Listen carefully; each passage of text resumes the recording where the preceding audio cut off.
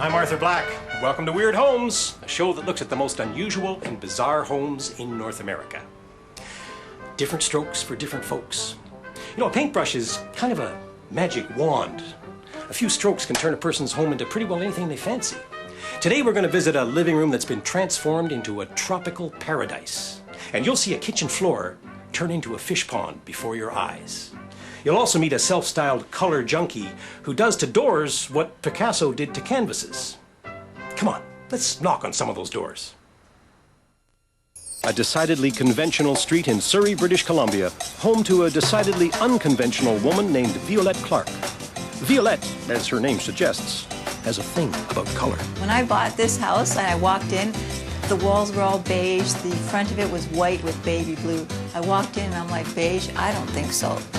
What Violette had in mind was fire engine red, blazing yellow, electric green, neon tangerine, and a few colors that don't even have names yet. I love color. I use lots and lots of color, like everywhere that you'll see, because color, to me, makes me happy. It excites me. It makes me feel passionate. Whenever I see color in a window, if it's art or clothing, whatever, color and pattern just makes me go wild. So I have to surround myself with that in order to be happy. And ultimately, we have to do what pleases ourselves. Violette unleashed her magic on raising a family and starting an anti-poverty group. But when her kids left home, she wanted to please people through art, starting with herself, in her inner sanctum. I've used colors that I'm sure most people wouldn't use in their bedrooms, but for me, these colors are very restful and really quite wonderful. They make me feel great.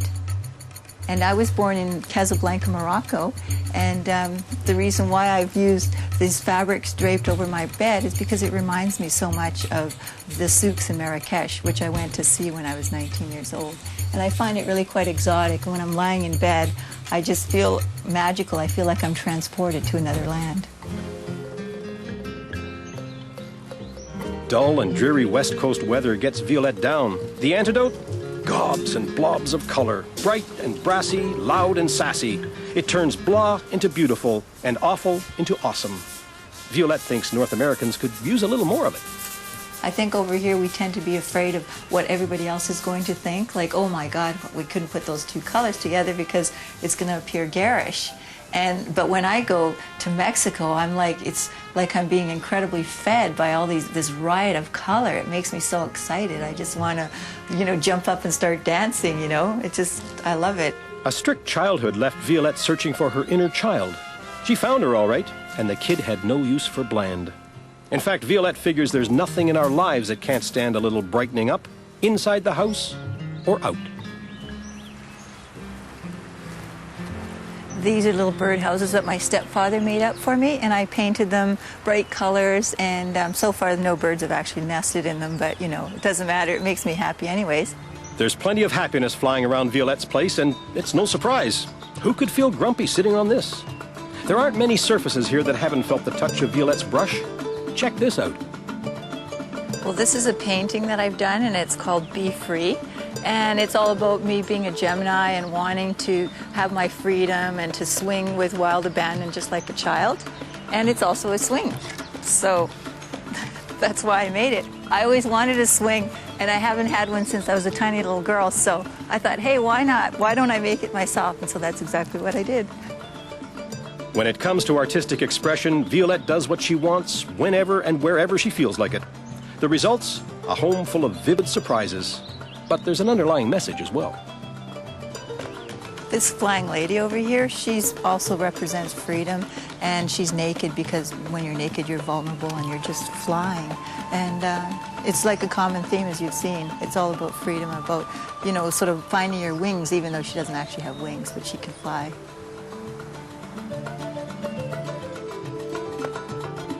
Violette may be using her art to send out a message, but it's a message delivered with a chuckle, not a wagging finger. And she seems to be getting through to viewers of all ages. So I get a lot of wonderful reactions from young people and also little people, little tiny people. They just love it. They're almost like a kid in the candy store. They're like everywhere they look, there's something interesting to look at or to touch and feel. No doubt about it. This is hands-on art.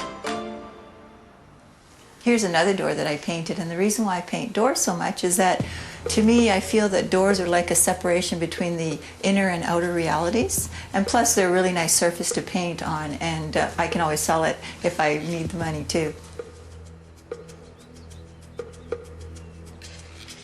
And this door here is the Virgin of Guadalupe. And I painted her because within the last year I went to New Mexico and to Mexico, and I really loved the culture around the Virgin of Guadalupe. I love the colors and imagery and everything that the people believe in, how she can heal them. And of course, the Virgin of Guadalupe can't have a normal floor, so I had to paint it to go with the door.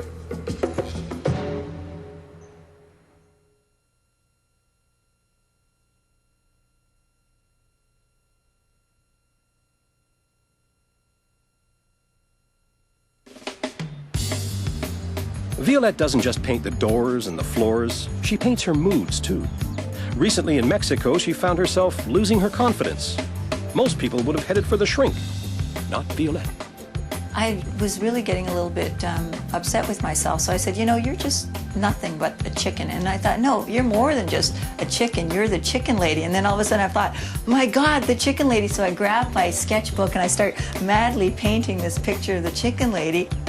To me, the chicken lady is very profound in that she embraces her fears, and that's what I'm hoping the message of the chicken lady is for everybody out there, is to acknowledge that we all have fears, but not to move away from them, to actually embrace them. Once you embrace them, you can move beyond them, and you'll become a much happier person.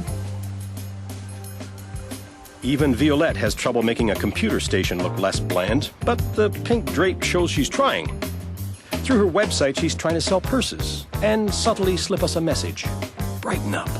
People, I think, look at me and they think, you know, like the fashion police are going to come and get you, Violette, because look at the way you're dressed or whatever.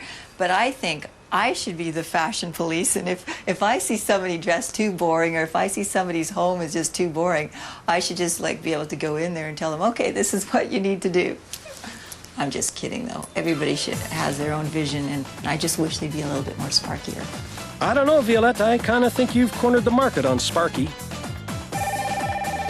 Hey, Grant, it's for you. Nixie wants to know what you're doing. And Violette Clark, she lets her paintbrush speak for her. As for Nada Urashich, she lets her t-shirt do the talking. Oh, it says, Police Department, Art Homicide Division. I'm on a creative rampage. Out of control. Stop me before I paint again.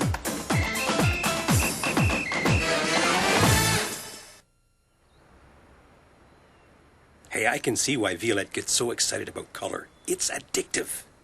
Hope you enjoyed Weird Homes. We'll see you next time. I'm Arthur Black. Or white. How about Arthur Tangerine?